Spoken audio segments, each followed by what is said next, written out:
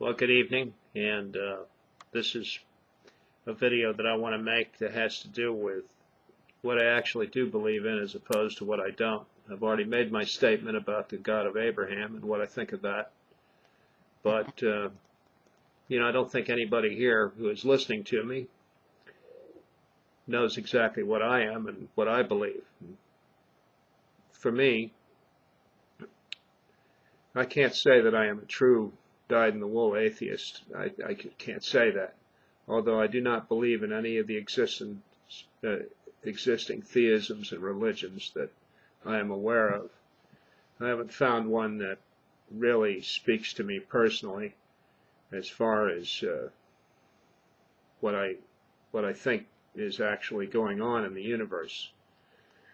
And that's something that I wouldn't be able to understand anyway unless I studied mathematics and physiology, physics, chemistry, and those kinds of subjects. Then I would think I would begin to start to understand it. And that's where I believe if there is a supreme being, that's where that being exists. It does not have a gender. It doesn't have a shape or a size. It's a all-consuming energy generator of some kind, and it actually exists within the cellular composition of pretty much everything.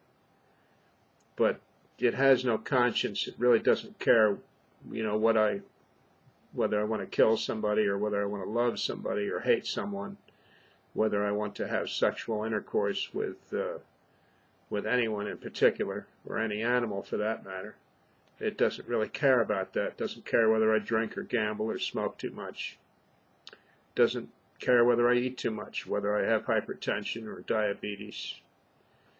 It's only that when you cross certain lines and do things that are contrary to what develops inside of you over a period of time, then you are punished in a certain kind of way. And each individual person is different. For instance, if I do some shoplifting and I get away with it, I do some more shoplifting and get away with it. I might get away with it for a year, 10 years, 15 years. Finally, as an old man who is well respected and thought highly of, I get caught shoplifting, and all of that respect is taken away from me, everything. It's almost like a bullet to the head. So in that way, punishment is dealt out. I don't think it has anything to do with anything other than that. And I might even get lucky and never get caught shoplifting, if that's the case. Same way with anything else that happens in life. A lot of it is just plain dumb luck. Some things need to be planned, obviously. There are programs of study that need to be seen to in order for you to get your college degree, your PhD, or whatever it is you want. Your plumber's license, electrician's license, your carpenter's license, or just get trained to be stocking shelves. There's certain things you have to do. If you don't do those things, then obviously you can't do these jobs. What would a surgeon be if all they did was read books and didn't have any practical experience to apply whatever knowledge that they learned from books and classes? What kind of a surgeon would that be? It would be basically a butcher. And even a butcher even being a butcher is having a skill. You can go on for hours with it, but it's the simplest thing is that there is a certain way that things happen, and really not much you can do about it. If you feel like it's makes you feel better to pray, to make the things go easier for you as far as how you feel, because that's basically what it's about. It's about your personal feelings, which are the results of very complicated electrochemical exchanges inside the brain and the body. You can go into a whole study about endorphins and enkephalins and insulin, the adrenaline, all that kind of stuff, and how all of that interacts and exchanges during moments of high stress. People might even call it the will of God being carried out and all that kind of thing, but it really has nothing to do with that at all. So if I'm making any sense at all, I am not a believer in the theisms as they have been established, based on the belief of the God of Abraham. I don't believe in Buddhism. I don't know anything about that. Don't know much about it. Probably, maybe, who knows, maybe I would like it if I studied it. I don't know.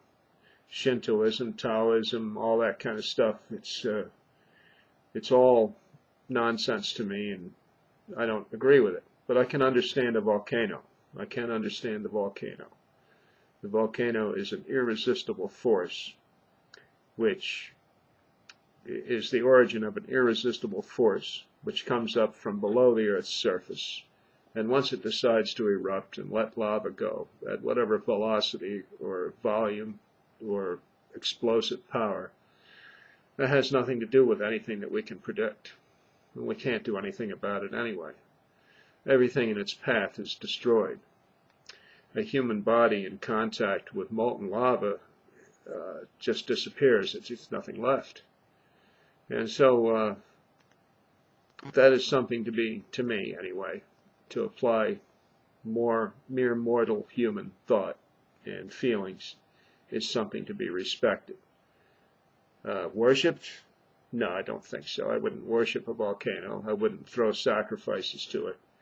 But I do respect the power of a volcano and the fact that there is power at work that is beyond my ability to control, and I can only know of it and possibly exploit it in some way or other. That might be possible. But that takes knowledge and the ability to understand through mathematics and physics and thermodynamics and various other sciences how that might be done. Some people call that knowing the mind of God, if you will. But to me, I guess you could say that, because it's a very simple thing to latch onto, and then you don't have to think much about it after that, and then continue on with the objective of your studies.